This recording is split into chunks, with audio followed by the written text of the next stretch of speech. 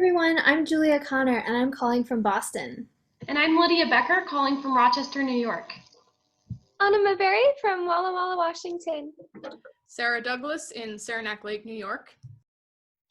And Antoine Chabot-Couture, calling from Montreal, Quebec. And we are the Berwick Fiddle Consort, or BFC. We were so excited to come and play for you in the Boston area, and we're really sad we can't be there in person. However, we are so grateful to SoHIP for organizing this virtual concert, and we can't wait to share our music with you.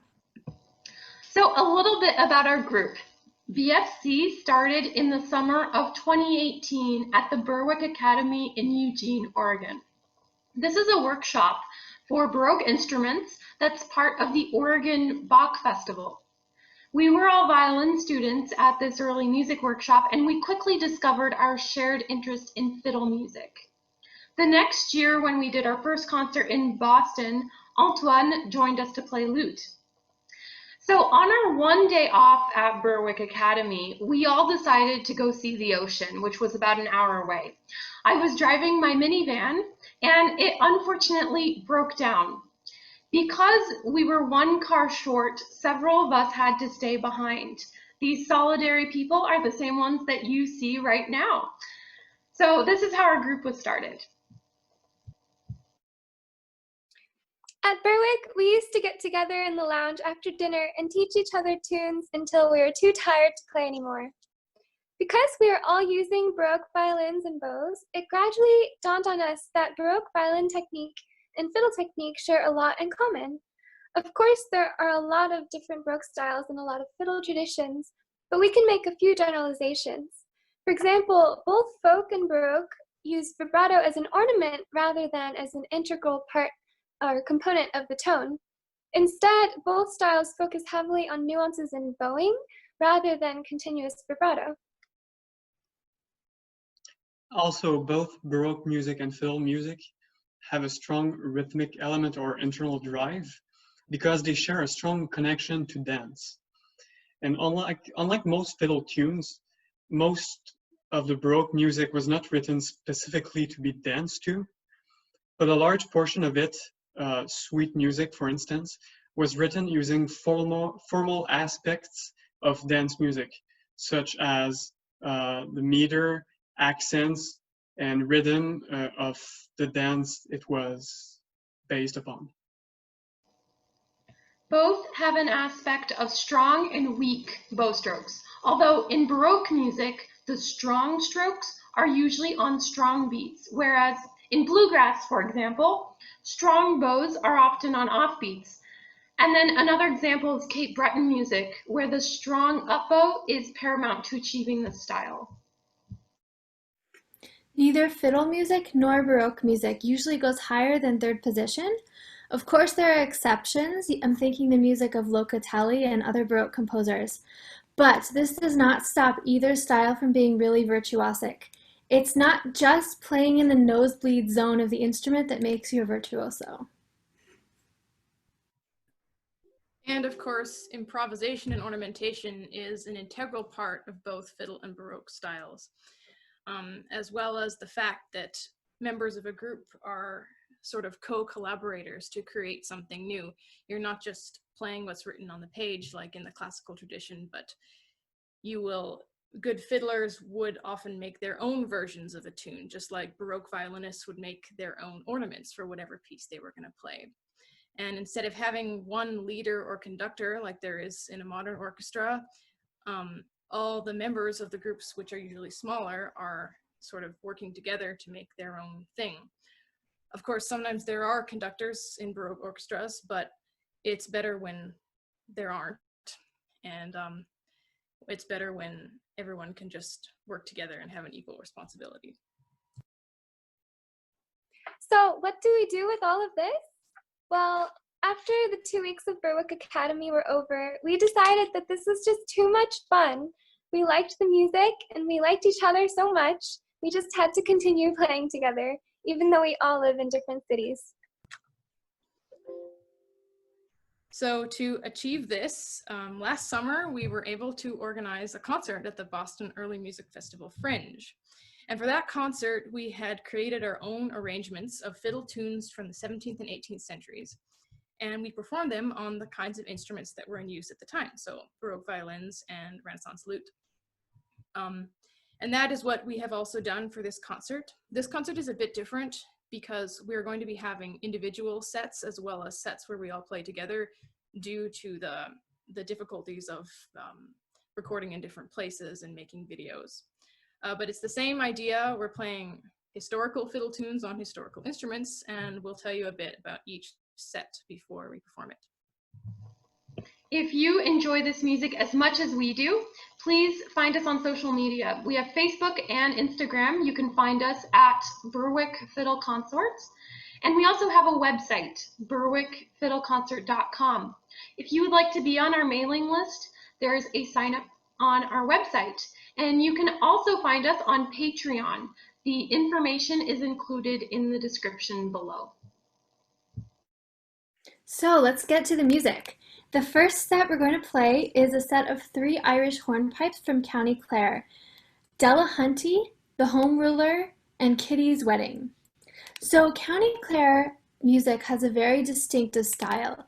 It tends to be slower than a lot of the Irish music you may have heard before. Fiddlers, especially from County Clare, are said to have the lonesome touch in their playing. It has a very deep, mournful quality to it. And the style also does not have a whole lot of harmonies or variations in terms of the notes. So we're going to be playing almost entirely in unison to best recreate the County Clare style. We hope you enjoy. 1, 2, 3.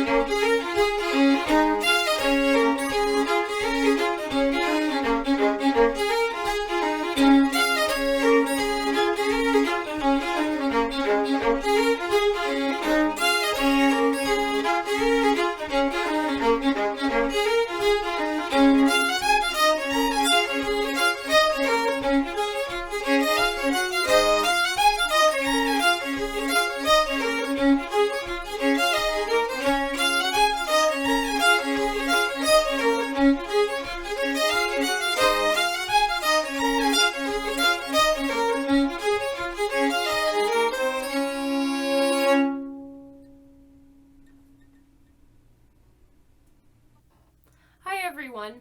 Tonight I will be performing a set of 2 strathspeys and 1 reel from Cape Breton, which is just off the coast of eastern Canada.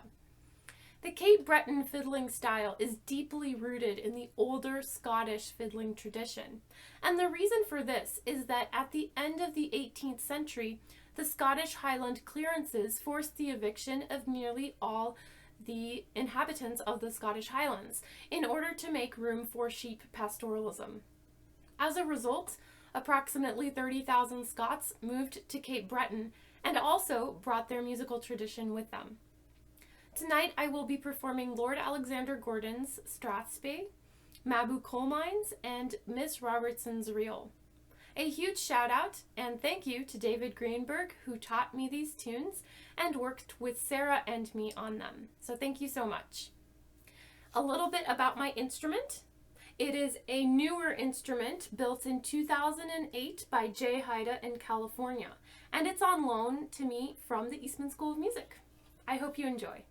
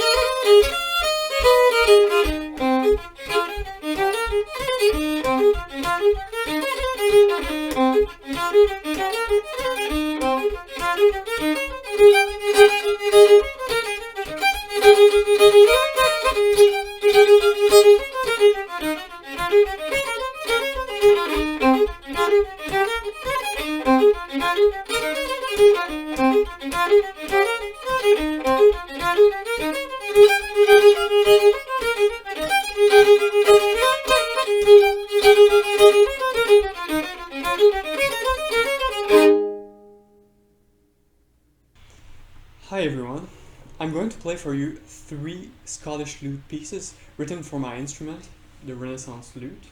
This was the kind of lute used in England and Scotland in the beginning of the 17th century. The first piece I'm going to play is called Port Rorie and comes from the Straloch lute manuscript, one of the oldest in Scotland. A port is a kind of tuning prelude written for verifying that your instrument is in tune before playing other pieces. But it is written in a very nice way, and it doesn't feel like it is meant for tuning. And the 2 other pieces are of Scottish flavor, but they come from English lute manuscripts. So the second one, a Toye, is an anonymous piece. It could have been written either by a Scottish or English composer. But the third one is by John Johnson, and this one is definitely English, but using Scottish harmony and melody. Although the author is betraying himself or betraying his nationality when adding cadences at the end of musical phrases. So I hope you enjoy it as much as I do.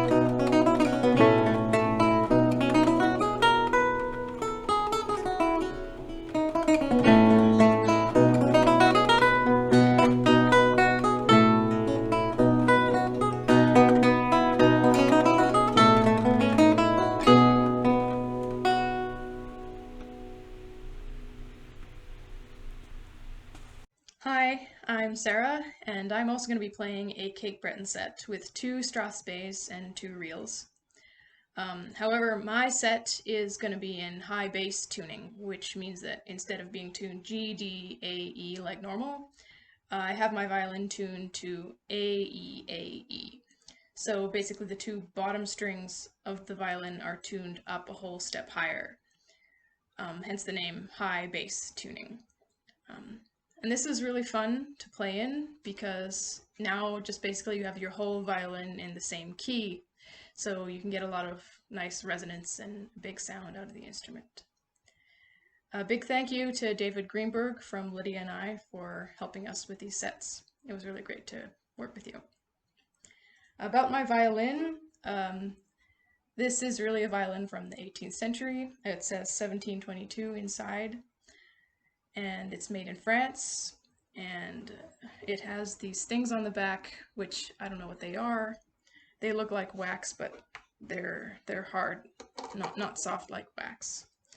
So I think they've been there a long time. I don't really know what they are, but it's kind of cool. So here's my set. It's a Christie Campbell, Anthony Murray's, Bridge of Bamore, Marquis of Tullybardine.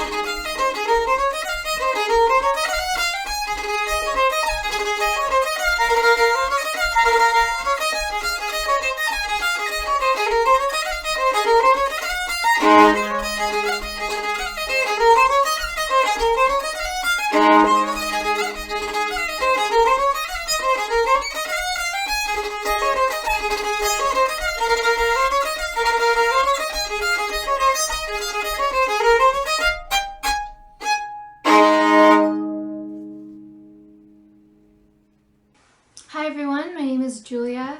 I'm excited to play two sets for you today from East Clare in Ireland. This is a part of the world I've come to know and love over the past couple years. I love the music and the style, and I've had a lot of fun learning the tunes. So I'm going to start with a set of slip jigs. One is called Doodly Doodly Dank, and it goes straight into one called James Byrnes. And then I'll do a set of reels, Geoghans, and Cottage Groves, also called College Groves. And a little bit about my violin. It was made in 1730 in England, and I don't know a whole lot about who's owned it or the history, but I absolutely love the instrument, and it's kind of mind-boggling to me that I play this instrument that is so old. It's really amazing. So I hope you enjoy my set.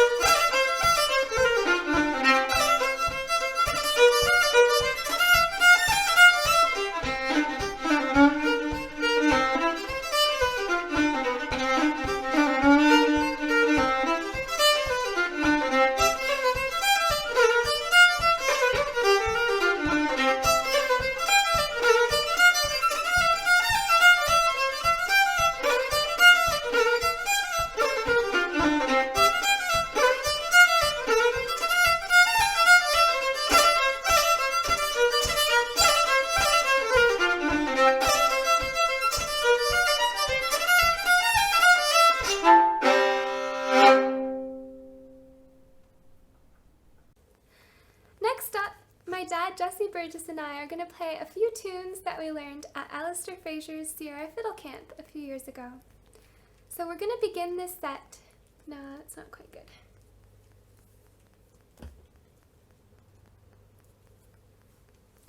Next up, my dad, Jessie Burgess, and I are going to play a few tunes that we learned at Alistair Fraser's Sierra Fiddle Camp in California a few years ago. To begin the set, we're going to play a slow jig called Sister Jean, and then we're going to segue into a Shetland reel set of The Forfeit of the Ship, Jack is Yet Alive, and The Grocer. So the Shetland Islands are not really too far away from Norway, and consequently the Shetland fiddle style reflects a Norwegian influence, including techniques like droning on adjacent open strings, which produces a rich and resonant timbre. As in other styles, Shetland reels are often ornamented with triplet bow ornaments or shivers, which you're going to hear in a moment. Thank you so much for listening, and I hope that you enjoy this set.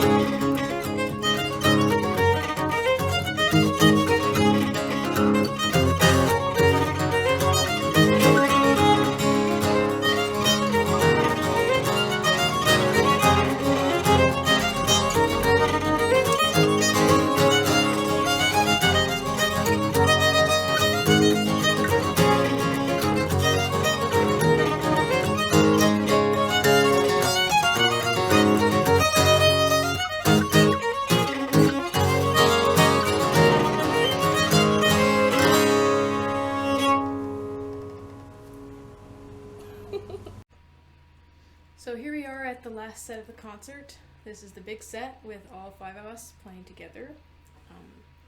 We're really excited for it. All of the tunes in this set are taken from Neil Gow's first repository of the dance music of Scotland, which was published in 1799. And Neil Gow was one of the most famous Scottish fiddlers of all time, and certainly of his generation. The way that we're playing these tunes is probably not exactly the way that they would have been played in Scotland at the time. According to written sources and iconography, usually when fiddlers played for dances, it would be only one fiddler playing by himself, sometimes accompanied by a guitar or a lute-like instrument or by a drum. But you don't often see more than one fiddler playing together. So the kinds of arrangements that we like to make and that we have made in this set is probably not historical to 18th century Scotland, but it is what we do and what we like to do, and so we hope that you will like it too. The tunes in the set are Lord Aboyne's Welcome, Whistle Over the Leaved, Dunkeld Harmitage, Reel, and Dunkeld House. And the second tune, Whistle Over the Leaved, I'm sure I'm not saying it in the right Scottish way, but apparently it means, and it's an expression meaning, I don't care at all. I don't care about anything. So we have a slow air, strathspey, a reel, and a jig. So pretty standard set. Okay, hope you enjoy.